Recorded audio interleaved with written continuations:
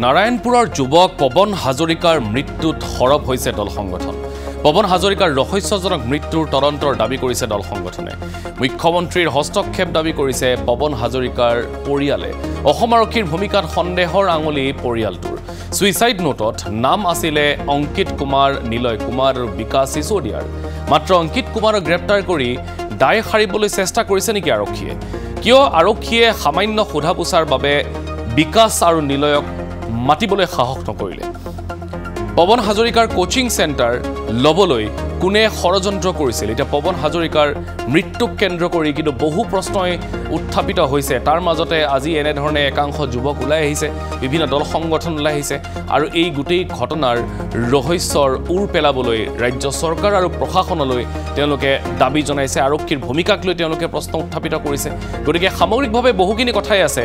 এটা কিছু মন্তব্য আহিছে, প্ৰথমতে মন্তব্য শুনাই ল'বলৈ বিচাৰিছোঁ, তাৰ পাছত আমি পোনপটীয়া সম্প্ৰচাৰ লৈছোঁ।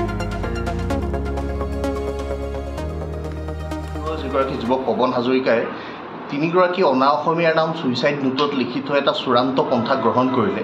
সেই ব্যক্তিগৰাকীক ন্যায় প্ৰদানৰ আমি জৰুৰীভাৱে ব্যৱস্থা কৰিবৰ কাৰণে দাবী উত্থাপন কৰিছোঁ। পৱন হাজৰিকাই ন্যায় পাব লাগিব, তেখেতৰ পৰিয়ালে ন্যায় পাব লাগিব, সেই কথা স্পষ্ট। কোনো অনা অসমীয়া লবিয়ে অসমীয়া যুৱকৰ ব্যৱসায়ৰ যোগেদি তেওঁলোক প্ৰভাৱিত হোৱা, তেওঁলোক লোকচানৰ সন্মুখীন হোৱাৰ সম্ভাৱনা দেখি ভয়, ভাবুকি, ষড়যন্ত্ৰৰে আমাৰ অসমীয়া যুৱকজনক এনেকুৱা এটা পৰ্যায়ৰ মানসিক হাৰাশাস্তি কৰি মৃত্যুৰ মুখলৈ ঠেলি দিলে। যি চূড়ান্ত সিদ্ধান্ত ল'ব লগা হ'ল, এই কথা গ্ৰহণযোগ্য হ'ব নোৱাৰে। যিগৰাকী অমিত কুমাৰক তেওঁলোকে গ্ৰেপ্তাৰ কৰি আৰক্ষীয়ে দায়িত্ব সামৰিছে, দায়িত্ব সামৰিলে নহ'ব। তাত দুটা নাম আৰু আছে, জনৈক নিলয় আৰু বিকাশ চিচোদিয়া। এই বিকাশ চিচোদিয়াটো যিগৰাকী মানুহ, সেইগৰাকী মানুহ পটেঞ্চিয়েল এণ্ড কনচাৰ্ট নামৰ প্ৰতিষ্ঠানটোৰ স্বত্বাধিকাৰী বুলি ইতিমধ্যে অৱগত হৈছোঁ।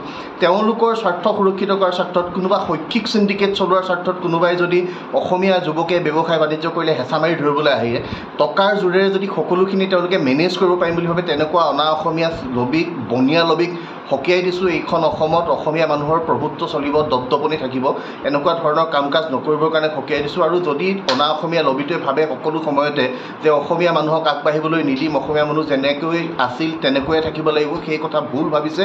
আহিব লগা সময়ত এনেকুৱা ধৰণৰ কাম কাজ কৰি থাকিলে কঠোৰ প্ৰত্যুত্তৰ পাবৰ কাৰণে সেই অনা অসমীয়া লবিবোৰ সাজু হৈ থাকিব লাগিব।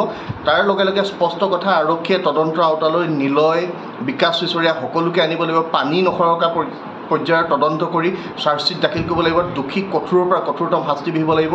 এই ক্ষেত্ৰত অসম চৰকাৰৰ কৰণীয় আছে। তেওঁলোকে জাতি মাটিৰ ভেটিৰ কথা কৈছিল, সকলোৰে উন্নয়নৰ শ্লোগান আওৰাইছিল আৰু তেওঁলোকৰ দলৰ নেতৃত্বত চৰকাৰ ৰাইজে সেইবোৰ কথাৰ কাৰণেই পাতিছিল। কিন্তু এতিয়া তেওঁলোকৰ চৰকাৰৰ দিনত অনা অসমীয়া লবিৰ উৎপাতত অসমীয়া যুৱকে চূড়ান্ত সিদ্ধান্ত ল'ব লগা হৈছে, আত্মহত্যা কৰিব লগা হৈছে। ইয়াতকৈ দুৰ্ভাগ্যজনক কথা একো নাই।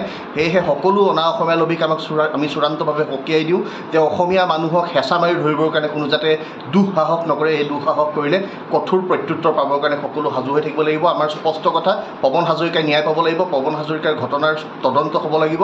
পৱন হাজৰিকাৰ পৰিয়ালটোক ন্যায় দিব লাগিব। কি কাৰণে এই গোটেই ঘটনা সংঘটিত হ'ল তাৰ সত্যাসত্য পোহৰলৈ আহিবই লাগিব। প্ৰতিগৰাকী দোষীয়ে কঠোৰৰ পৰা